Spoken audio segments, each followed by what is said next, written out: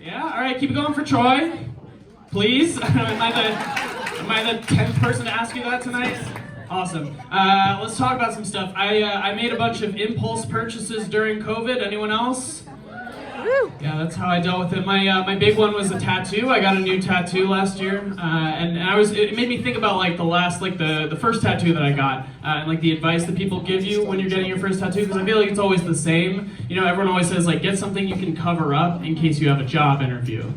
And I thought that was good advice, so I took it. And now looking back, I just think it's adorable that at age 20, I thought I was going to get job interviews. Like so many job interviews that my tattoos were going to be an issue. Like, I don't know what about my sophomore year existence made me be like, I am an ideal candidate. It was not the experience. That was not my job searching experience that I had. I remember when I first moved here, I was job searching really intensely. I applied to a bunch of places in my field and just got straight rejected from everything. And what happened was I eventually got hired at the only place that would even interview me, which was a recruiting agency. And do you guys feel like you deserve your jobs? No? You're all like, we're doctors that have killed people. I asked because I truly did not know how to process batting 0 on a job search and then having someone be like, you seem like you'd have a real knack for getting people hired. It's like, what on earth makes you think that? That should have been a huge red flag. Like that's when I learned that apparently the only qualification for being a recruiter is just not having already gotten a different job. And that seems like an insane way to run an entire industry, right? Like that's like if you took your car to a mechanic and the mechanic was like, don't worry, I'm the best in the business. I've crashed every vehicle I've ever driven. My job is to recruit software engineers, and that's been an interesting thing to learn, because getting a job as a software engineer is very difficult. Like, takes a long time. People have to go through like lots of different interview rounds and coding challenges and stuff, and so sometimes companies will keep jobs open for like months on end just because they can't find the right person. And that was a bit of a culture shock for me, because my whole background was food service, so the concept of waiting for a qualified candidate was not one that I was familiar with. That's not really how they do things in food service. Like, if you've ever worked at a bar or a restaurant that has an opening, you know that they will just fill that opening with the first available life form. Doesn't even matter what it is, you'll just walk into work one day and they're like, good news, we found someone to cover the brunch shift. It is a colony of bees. Do not complain, they don't take constructive criticism well.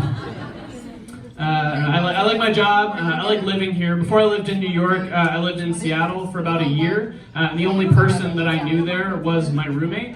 And it's a very strange experience living in a city where you only know one person, right? It's a very lonely experience. And for me, what made that weirder was I had neighbors that like audibly lived a very cool social life. Like loudly enough that it started feeling personal. Like it was out of hand. It sounded like I was living above a Bud Light commercial.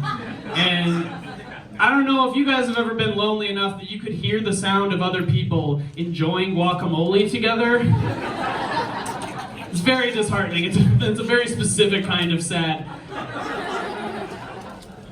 Seattle's a weird place. It's one of those cities that like actively doesn't like new people moving there. You know, and I feel like New York is one of those cities too, but they kind of go about it in different ways, right? Like in New York, it's very like aggressive and in your face. You know, like I feel like New York is the answer to the question, what would happen if an episode of Judge Judy was a city? So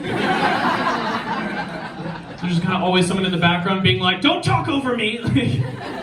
That's New York's vibe. Seattle's a little bit more passive about it, right? In Seattle, like it'll just rain on you for 8 months out of the year, and then every decade produce one great serial killer. The message is kind of like, you'll probably be fine, but who knows?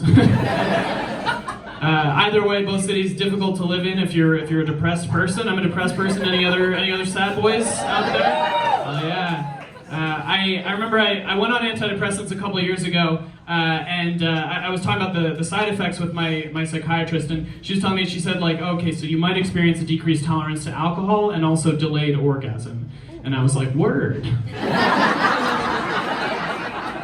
I'm not paying as much for drinks, and I'm gonna last longer in bed. Like, are those the things that are making me less depressed? Like, is it actually doing anything chemically to my brain, or is it just making minor things more convenient for me? was half expecting her to be like, yeah, you can go on Lexapro and it'll do those things, or you can go on Zoloft, that one makes the trains run on time, and it'll make your extended family less racist.